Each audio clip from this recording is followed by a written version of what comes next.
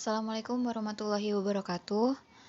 Pertama-tama, marilah kita ucapkan syukur kepada Allah Subhanahu wa Ta'ala, kepada kita semua, dan juga yang terhormat kepada Ibu Mimin selaku dosen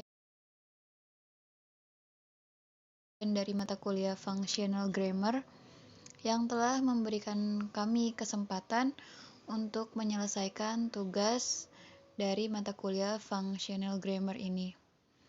Kami dari kelompok 2 yang beranggotakan saya sendiri, Siska Mustika Dewi, dan teman-teman saya, yaitu ada Irna Hardiana, Ayu Rahayu, dan Irfan Wijaya.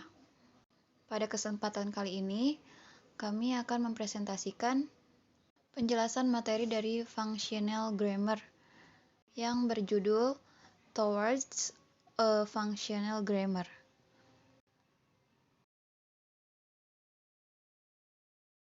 Baik, untuk materi pertama akan disampaikan atau dijelaskan oleh teman saya, yaitu Irna Hardiana. Kepada Teh Irna, dipersilahkan. Assalamualaikum warahmatullahi wabarakatuh. Kita mulai aja ya teman-teman ke pembahasan yang pertama, yaitu towards a grammatical analysis. Let us take some passage of 3 sentences from the transcript of Nelson Mandela's speech and start exploring its lexicogrammar. Kita baca dulu teks pidatonya Nelson Mandela, lalu kemudian kita analisis bagaimana leksikogrammarnya.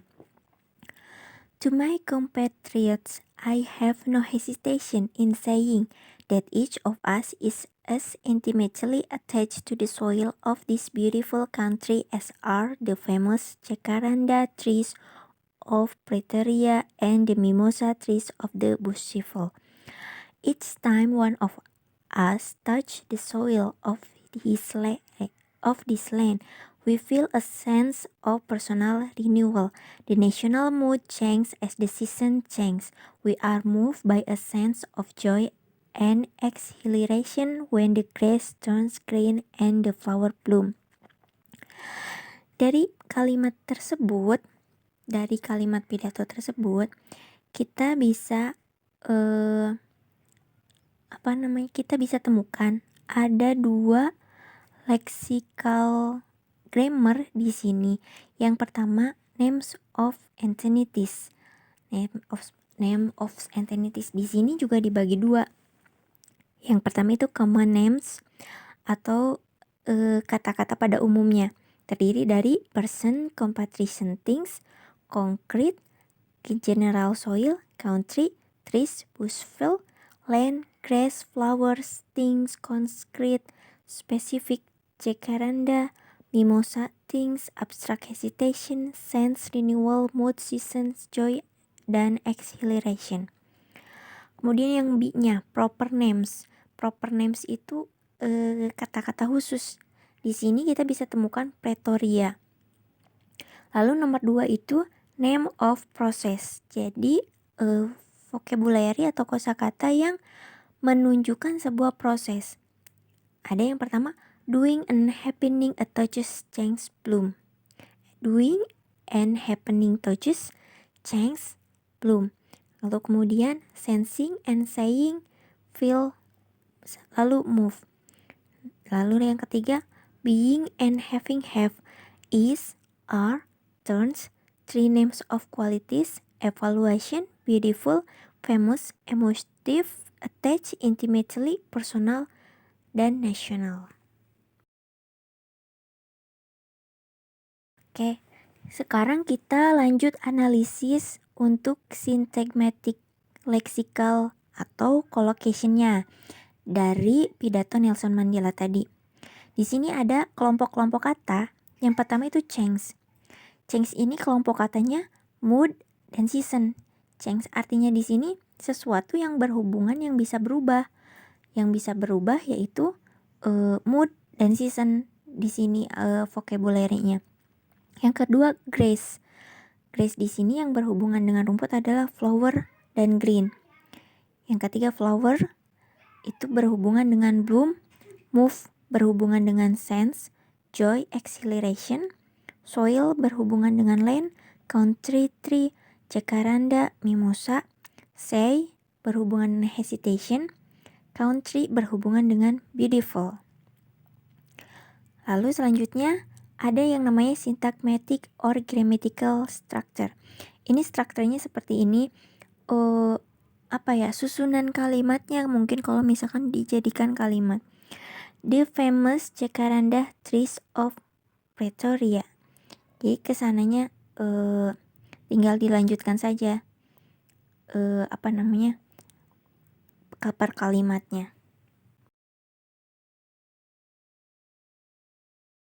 Sekarang kita ke pragmatic lexical atau the lexical set. Pragmatically lexical item function in sets having shared semantic features and common patterns of collocation. Thus, tree, flower, grass share the feature of being generic name of plants. The corpus might show that they have in common a tendency to collocation with name of colors, various forms of the item grow, and so on. Such sets are typically fuzzy, with doubtful or part-time members. For example, buzz, blossom. Word associate tests carried out many years ago show that people associate words along box X. If asked what other words sprang to mind when they heard tree, they would come up both with words that were related syntagmatically, such as green and grow, and with words that were related paradigmatically, such as grass and buzz. Of course, many pairs of words are related in both ways, such as tree and branch. They enter in a systematic contrast. A branch is a part of tree, but they also allocated is in limbo of the branch of a tree. Jadi paradigmatik ini maksudnya adalah kata-kata, kumpulan kata yang saling berhubungan, yang memiliki keterkaitan satu sama lain. Contohnya kayak di sini, misalkan hampir sama halnya dengan semantic features tadi yang collocation. Contohnya kalau misalkan bunga, flowers, berarti itu juga berhubungan dengan blossom, blast, seperti itu. Kalau misalkan contohnya tree itu bisa juga berhubungan dengan branch, karena branch itu bagian dari pohon, seperti itu. Lalu kemudian ada pragmatical grammatical. Ini pola-polanya ya bisa dilihat di gambar. Some lexical pattern in Mandela extract. Nah, di sini gambar pertamanya national. Itu ada country, land-nya itu ke bawah yang berhubungan dengan land itu dia sebutkan Pretoria dan Busheville. Kemudian soil. Yang berhubungan dengan soil ada tree, ada flowers, ada grass. Maksudnya di sini kan kalau soil itu tanah. Kenapa tree, flower, dan grass itu masuk ke kelompok tanah ini, satu kelompok dengan tanah? Karena mereka semua tumbuh di tanah. Nah, lalu kemudian ada cabangnya lagi, jacaranda, mimosa. Nah, ini jenis-jenisnya, jenis pohonnya gitu. Terus kemudian ke bawah ada sinonim, ada antonimnya, ada hiponimnya, dan selanjutnya.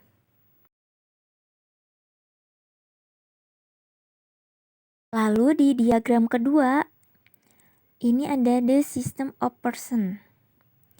Pertama person, yang keduanya itu cabangnya ada speech rules dan other rules. Nah, dari speech rules ini dibagi dua lagi, ada speaker, ada addresses. Untuk di gambar kedua itu the system of number. Number itu dibagi dua, ada singular, ada plural. Ini contohnya, kalau singular kan I, me, dia katakan seperti itu. Pluralnya we, us. Terus addressesnya itu yang termasuk addresses itu you. Nah, kemudian ini yang lain-lainnya untuk penyebutan orang ketiga itu ada he, him, she, her, it untuk yang singular, dan untuk yang pluralnya itu they dan them.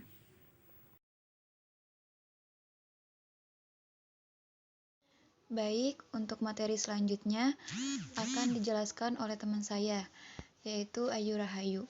Kepada Ayu, dipersilahkan.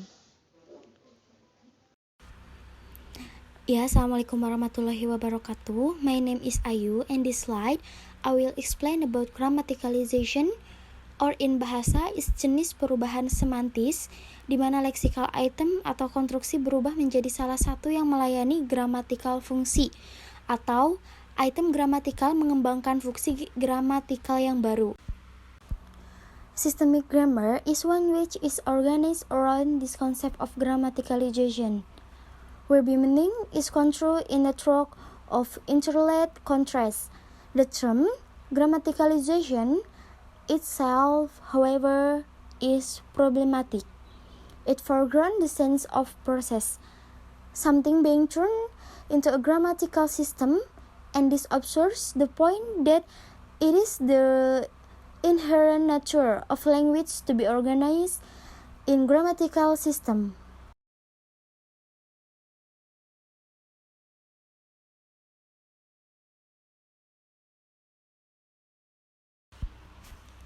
Class and functions.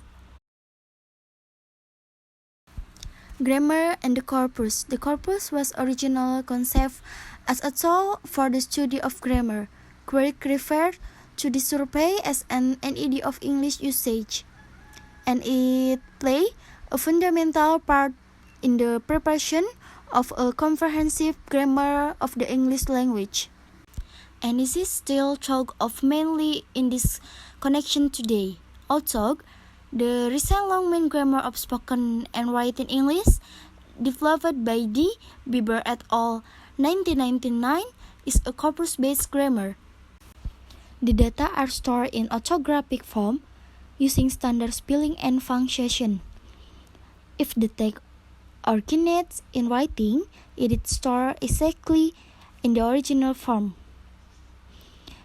If the text was originally spoken, it is transcribed according to the same orthographic convention.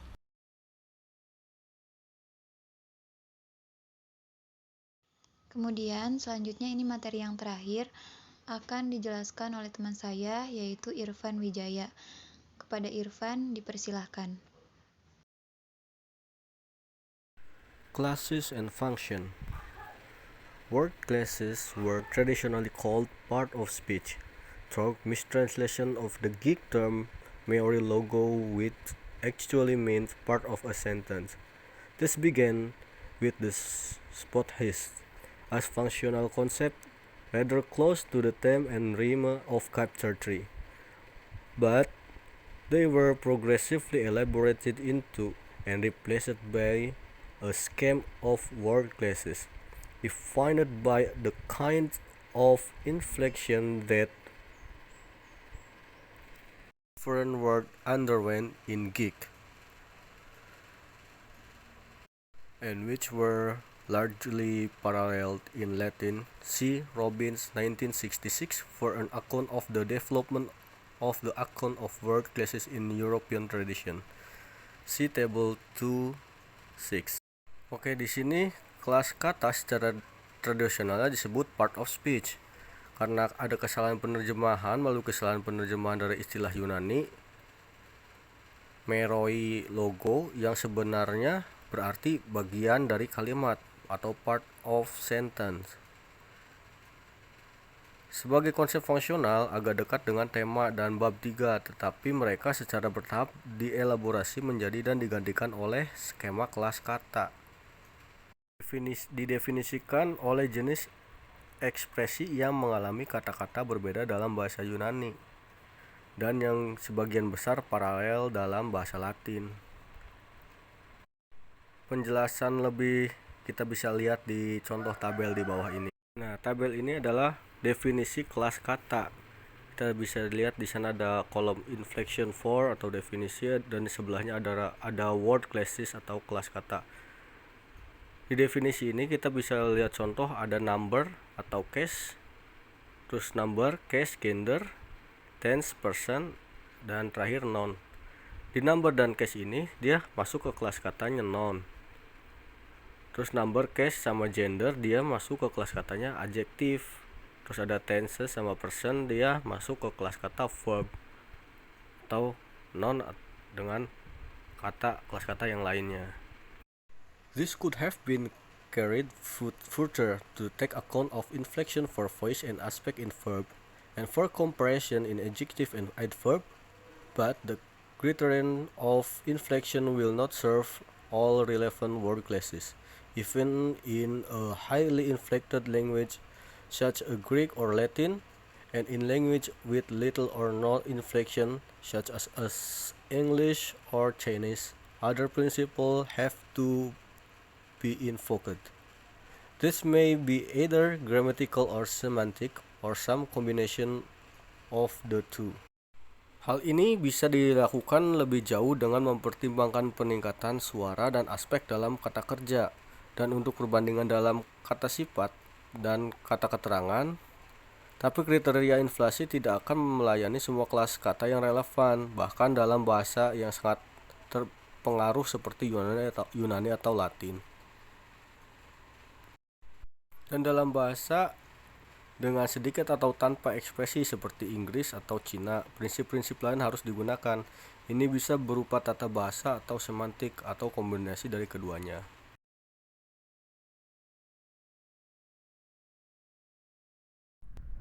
The word classes that we shall need to recognize in English are shown in figure 2 to 8. We shall also refer to the three classes of group: verbal group, nominal group, and verbal group, also preposition group and conjunction group, and to one class of phrase, prepositional phrase. This will be clarified in the course of discussion. See chapter 6. But we shall assume that the traditional word classes are reasonably familiar. We shall not need to discuss clause classes explicitly, although they are in fact present as part of the overall description, as in the distinction between major and minor clauses. The class of an item indicates in general way its potential rank of grammatical function. Hence, word can be assigned to classes in a dictionary as a part of their deconstructualized definition, but the class label doesn't show what part the item is playing in any actual structure. For that, we have to indicate its function. The functional categories provide an interpretation of grammatical structure in terms of the overall meaning potential of the language as exemplified in figure 2.9. Berdasarkan keterangan di atas, kelas kata yang perlu kita kenali dalam bahasa Inggris ditunjukkan pada gambar 28. Kita juga akan mengacu pada 3 kelas kelompok. Ada kelompok verbal, kelompok nominal, dan juga ada kelompok keterangan. Ada juga kelompok preposisi dan konjungsi. Dan satu kelas dari frase, yaitu frase preposisional. Kelas kata ini kita cukup familiar dengan kelas kata yang kita sebutkan tadi di atas.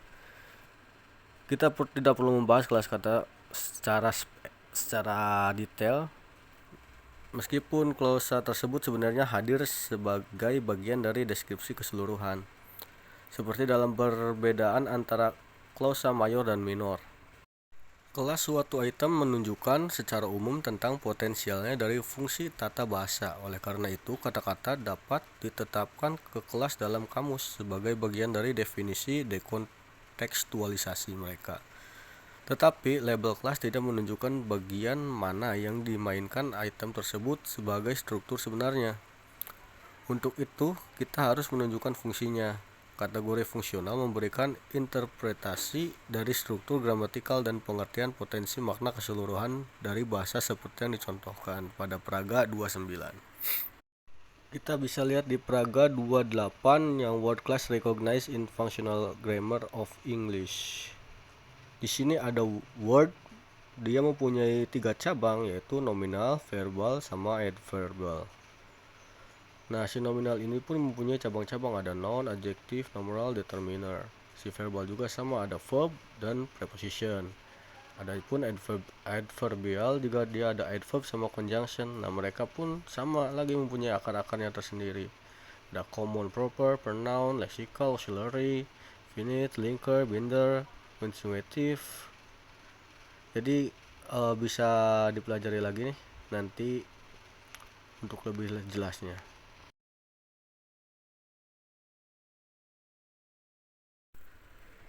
Subject, actor, and theme. One of the concepts that is basic to the Western tradition of grammatical analysis is that of subject. Since this is a familiar term, let us take it as the starting point for investigating the function in an English clause. Salah satu konsep yang mendasari tradisi analisis gramatikal barat adalah tentang subjek. Karena ini adalah istilah yang umum, mari kita anggap sebagai titik awal untuk menyelidiki fungsi dalam klausa bahasa Inggris.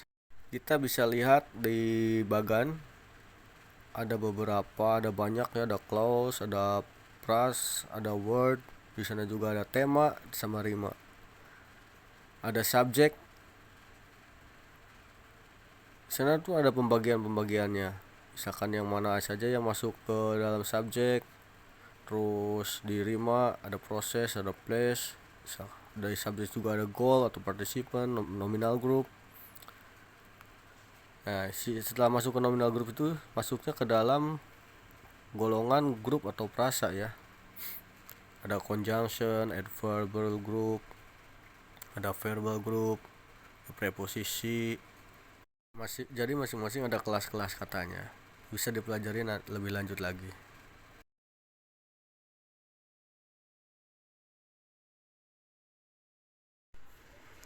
Three lines of meaning in the clause. 1. The theme function in the structure of the clause as a message. A clause has meaning as a message, a quantum of information. The theme is the point of departure for the message. It is the element the speaker selects for the grounding what he is going to say. Tema berfungsi dalam struktur klausa sebagai pesan. Klausa memiliki arti sebagai pesan.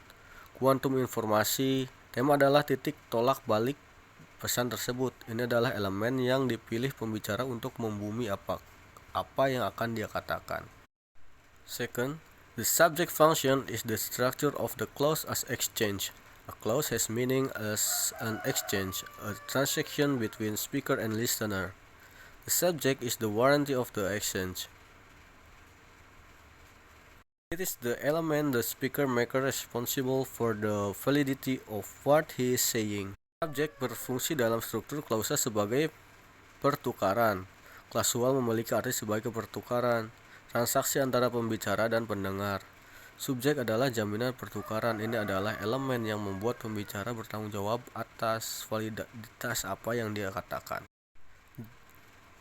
Third, the actor function is the structure of the clause as representation. A clause has meaning as a representation of some process in ongoing human experience.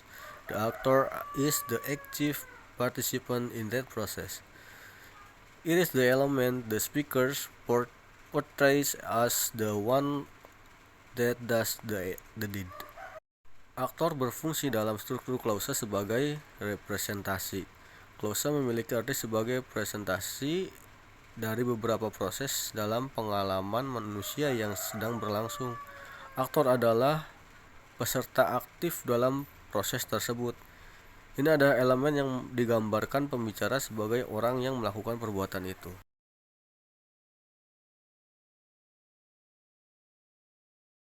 Nah, itu mungkin materi pembahasan tentang towards functional grammar.